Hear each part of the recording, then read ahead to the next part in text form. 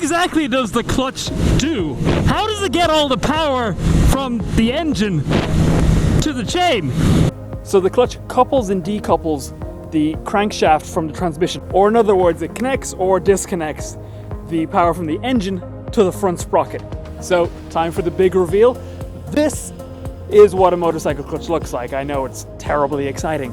Now let's get technical for a moment and ask what the heck we're looking at. The outer clutch basket is connected to the crankshaft, and the input shaft of the transmission sends power to the transmission, appropriately enough, and onto the rear wheel. Sandwiched in between, we have the friction plates and steel plates, which are pressed together by the pressure plate.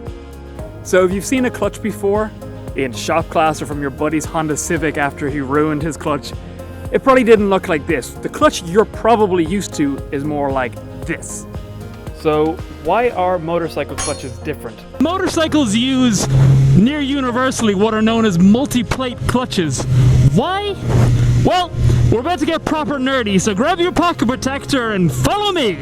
Important number when it comes to clutches is what its torque capacity is, i.e. the amount of torque you can put on the clutch before it begins to slip. So it is defined by this nice formula here. So nice, in fact, I'm going to do this next part from voiceover so I can read it from the script. So the torque capacity is equal to V's 4. Mu is the coefficient of friction of the friction material used on each disc. You would notice if you watch the Traction Explains video. This is multiplied by the clamp load of the pressure plate, which is multiplied by the number of friction surfaces, which is multiplied by the radius of gyration. Right, let's tackle these one by one. So the clamp load is the load from the diaphragm, pressing the clutch discs together between the flywheel and the pressure plate, i.e. it's the amount of clamping force pressing the discs together. More clamp load means more torque capacity, but it also means you have to pull harder on the lever to engage the clutch. So these are at odds with one another, especially on a motorcycle, because you have to pull the clutch with your hand, not your whole left foot. So the radius of gyration is the mean radius of the friction surface of the disc, i.e. the middle of the friction surface. It means the greater the diameter, the bigger the friction disc is, the higher the torque capacity of the clutch. However, this too comes at a cost. The greater the diameter of the disc, the higher the moment of inertia.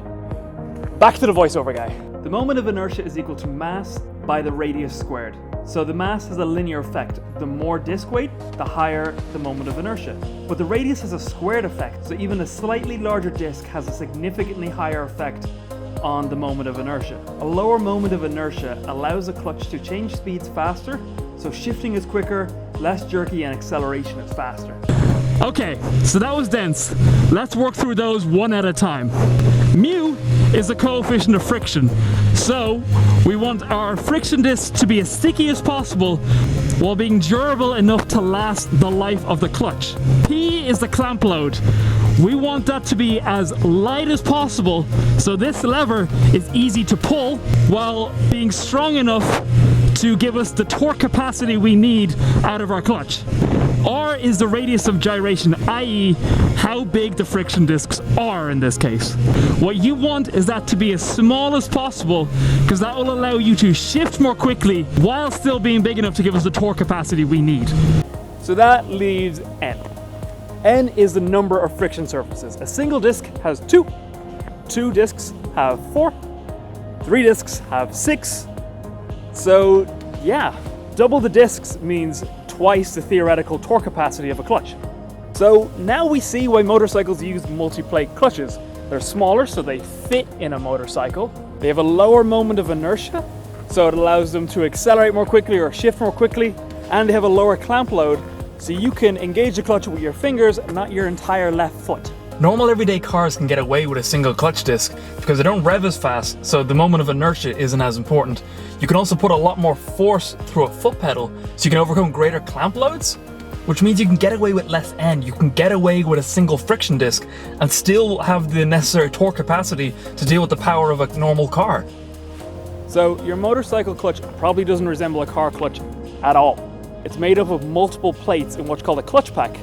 A clutch pack is alternating friction discs and what's typically a steel plate. So the pressure plate either forces them together to drive the rear wheel by the motor, or it can force them apart to allow them to spin freely at different speeds.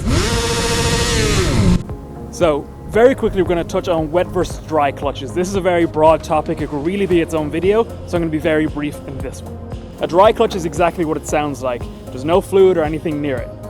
A wet clutch is bathed in engine oil, which serves to cool the clutch pack. It also helps to clean the discs. Importantly, it reduces noise and dramatically extends the service life of your clutch. As you're well aware, going in dry creates a lot more friction for a given size. So the oil in a wet clutch lubricates the plates and reduces the friction between them. As well as that, there's no fluid drag in dry clutches, so that's why you still see them used in MotoGP. So, what's your takeaway? Your clutch is a really clever piece of kit that uses a lot of basic physics to make itself both more efficient and easier to use. So next time you're pulling a dank wheelie or accelerating off full throttle, just spare a thought for your poor clutch. The reason I made this video is because I knew cars use single plates and motorcycles use multi-plate clutches, and I wanted to know the answer to that. But clutches are a huge topic. I barely went into how they work at all. I just went into why this type of clutch is used in this type of vehicle. So there's a whole lot of information online if you need to know now about how clutches work. But if demand is there, I'll come back and do a second video on how the clutch actually works.